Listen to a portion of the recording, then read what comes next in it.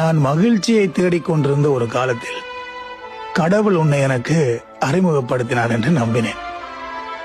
இப்போது நான் மகிழ்ச்சியாக இருப்பதற்கு கற்பனையை கூட பயன்படுத்துவதில்லை. என்னால் உன்னை மன்னிக்க முடியும், ஆனால் உன்னை திரும்ப நம்புற அளவுக்கு நான் பைத்தியம் கிடையாது.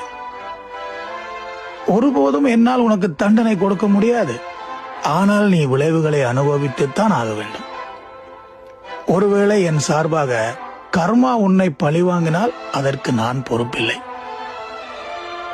பொய்களால் தான் நீ என்னை இதுவரை நேசித்தாய் என்றால் அதை நான் கடனாக வாங்கியதாக கருதி இப்போது திருப்பி செலுத்துகிறேன். நல்ல வேளை நீ என் உணர்வுகளை பற்றி கவலைப்படவே இல்லை. இல்லை என்றால் உன்னை பற்றிய இந்த இலவச விளம்பரத்திற்கு வாய்ப்பு இருந்திருக்காது. எல்லா பயணங்களிலும் குட் பை சொல்லிவிட்டு போவதற்கு சந்தர்ப்பம் அமைவதில்லை. நான் நேரத்தையும் காலத்தையும் நம்புகிறேன். ஏனென்றால் எல்லாம் ஒரு காரணத்துக்காக தான் நடக்கும். உன் செயல் மோசமாக இருந்ததால் தான் நீ அப்பாவியை முட்டாளாக கருதுகிறாய். இரண்டு பேருக்கிடையில் ஒருபோதும் தவறான புரிதல் வருவதே இல்லை. எங்கேயோ ஒரு மூணாவது நபர் ஒளிந்திருக்கிறார்.